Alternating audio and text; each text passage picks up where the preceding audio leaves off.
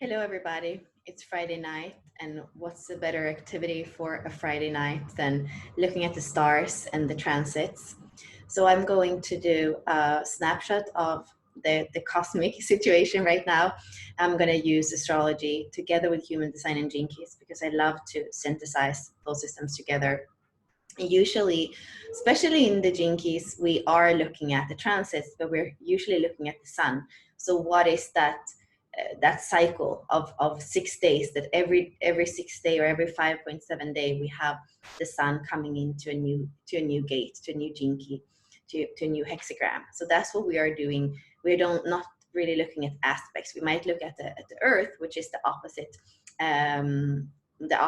of in the rave manda or in the astrology wheel to the sun. So those two, the sun and the earth, is what we usually look at in the gene keys. In human design, not many people, what I know of, are actually following the transits. And again, we would mostly look at what gate is the sun in. And in astrology, it's all about transits. It's been used for thousands of years to look at what are the energies that are activated in the collective. So I like to bring that in because it feels like that is kind of the mother of the transits and of reading the aspects, right? So I'm going to show you the charts and also show you why it's the same thing. So I love using genetic matrix for this. So here I pulled up a chart that has, so here you see the astrological wheel with all the signs. And on the inside, you have all the gates. So here you can see that, for example, right now we have the sun in Gemini. So you can see all the gates that are Gemini gates: 15, 12, 45, 35, 16, and 20. Sometimes the gates are on both signs. So it's not, a gate is not necessarily inside an astrological sign. It can be on the cusp, it can be on both sides. Depending on what line you're born in, you're going to be on one or another side of the, for example, the Cancer Gemini limit.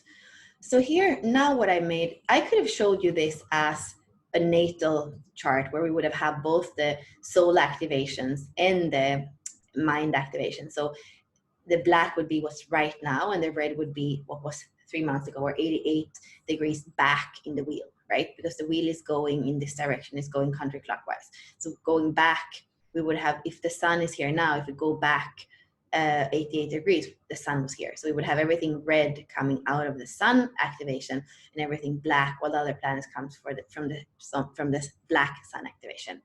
But I am choosing the same thing as you saw right before when I was starting to share, is that Jovian, for example, it really looks at just the black side, only the mind side when it looks at transit. So this is the astrology, this is a snapshot. We don't include that moment in time, 88 degrees before. That would have been the soul if it was a human that was incarnating.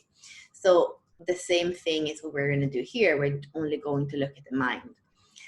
So here you basically see that we not only can, we don't only can say that the sun is in gate 16, we also see that it's in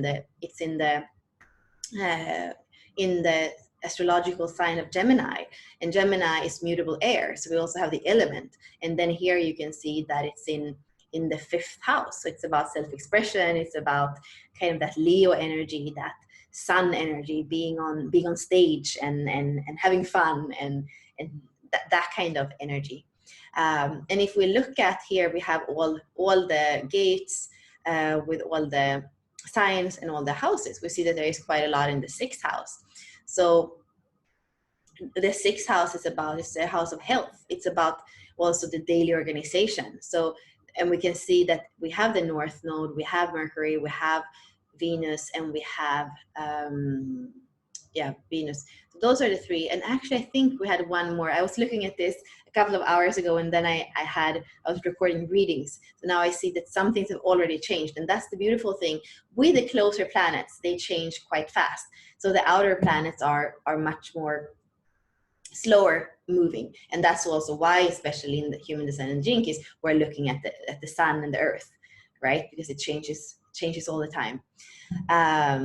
So the closer planets have moved. So but we still have three different activations in the sixth house. So maybe a time to look at that organization, your health, your everyday. What are you doing to nurture yourself? What are you doing to support your health? And it has to do with that Gemini energy too. So maybe like two sides of the coin. Maybe it's the other way of seeing things as well. I don't want to go too deep into the astrology aspect, but just showing you that wherever we have a gate or a gene key, it's also part of a sign, it's part of a element, it's also part of of the house system, right? So when we go to human design and look at it, I like to not only look at the sun and the earth, but really look at the whole, like how everything comes together. We're not looking at aspects really. Of course, we're going to see that here we have the conjunction of two planets. In the gate 60, you have Jupiter and Saturn, they are conjunct. So that's something, if there's the same number, you're going to see it here, but you don't necessarily know that the 61 is right next to the 16, that Capricornian energy, if you haven't studied astrology as well. So that's why it's interesting to bring in the astrology and really see how it's moving in the wheel. So when I was looking before, we had the sun and the earth and the moon in line 4, and also Mercury. So I was feeling it was a lot about sharing. It was a lot about breathing. It was a lot about the heart. And we have the 16, which is all about versatility. It's all about being skilled and having many skills. It's a gate that is enthusiastic. And with a 9, there's determination. So that's all the higher expression. And in the lower expression, or the shadow, it would be an indifference in that 16. It would be an inertia in the 9. It would be the world can kind of fall apart and nobody really cares, or you only care about you, right? That's the self-serving. The low frequency is always the self-serving, me. And the higher frequency is always the whole serving. So that versatility of the 16 is really for everybody. It's that Gemini energy that really shares about it. And the same with the 9. It's the inertia is kind of like it's your own ego that doesn't allow you to break through. The determination is about that invincibility that has the focus that has the focus on the details that are so important. So now when we look at the moon, there is more sensuality. So the moon moves even faster. So the line is going to change basically once an hour. So here we have right now more sensuality. The gate of the moon is the 40.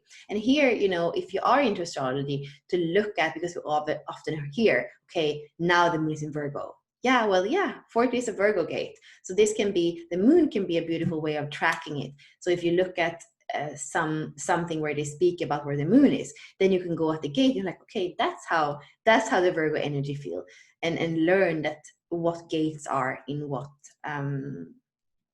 sign. So the other things that I'm thinking about here is that it is magnetism. Right now, when we're doing readings with Ashley, we draw a card and we got the 15, and that is about magnetism. It's about flourishing. It's in the G center that has to do with love, direction, identity. So that's already in the North Node. But right now in our communication, it's part of that too. And the communication is a lot about sharing from the heart. Sharing, actually, it can be a little bit convincing as well. But I think it's a positive convincing, a convincing, it could be either convincing that everything is dull and boring. But I don't really think that right now in the world things are boring. A lot is happening, and there is a magnetism that's there. There can be extremes. There are extremes that are coming up to the surface, but from that there's also this possibility for the love of humanity, the good things that are going to be highlighted. And I can already feel it, because a lot of things that I haven't been able to do for a month and a half, because we were in lockdown. Now I took the bike and I went to the beach for the first time today, and I felt that gratitude, that magnetism. The 15 also has to do with the Schumann resonance. So when you can put your feet in the sand again, you can feel that this earth is magnetic, and that there is a rhythm, and that when you are on stay home order, and you might not have a garden, you actually are cut off from that magnetism, from that Schumann resonance, from that pulse of Gaia. So that's important to come back to. And I feel like there is, when we get the reconnection to that, it feels so good. We have Venus in gate 35 in the last line. There can be I mean, think about your hormones, especially the happy hormones, or the mood hormones. So the serotonin more than anything. Here we have the amino acid tryptophan. So there can be a kind of hunger, or kind of like a little bit of not feeling satisfied, or quite a lot of not feeling satisfied in the low frequency. But Venus right now, she's asking us to really go into our adventure, really go into tasting life. And here, so we can also go back and look, where is the 35 in here in the chart? So here is 36. I don't even know actually where it is. Let's see. Here we have it. So the 35, yeah, exactly. We're actually going into 35 next week. We're calling it the heroine in the 64 doors. So if you haven't checked out 64 doors, it's a free library where we are putting loads of human design and gene key resources, not only apart, but we're bridging the system. So we're creating new resources so that you can understand all the gates and the gene keys as a bridged system. So it's basically our own system, a lot of it. So the 35 is what we're going to go into next week. So basically we're going to have the sun and Venus together. And it is, again, the Gemini gate that has that curiosity about life and want to experience. Both those gates love experience, and know that there's always more to learn. And we say that about Gemini sometimes. It's like it's always ready to learn more. It's the eternal student, right? And then we have some doubt in the masculine, if we think of that as Mars, is like, yeah, there can be some doubt in the patriarchy right now. It's in detriment, and it's doubt, and it doesn't really have its foundation anymore. It doesn't work anymore. And then we have both Jupiter and Saturn in the 60th, which is about structure, can feel like limitation, but also the beautiful, especially with Jupiter, structure can be a stepping stone to expansion. When we have a structure, Shakti, life force, can move through that, and it can actually help. A river needs the bank to be able to flow. We have Uranus in 24. It's kind of interesting. Chaotic thinking, maybe look at what are your patterns, your addictions. Maybe you have had a chance to look at that, the things that you couldn't do anymore when you were in lockdown, for example, or the new habits that you're kind of becoming addicted to.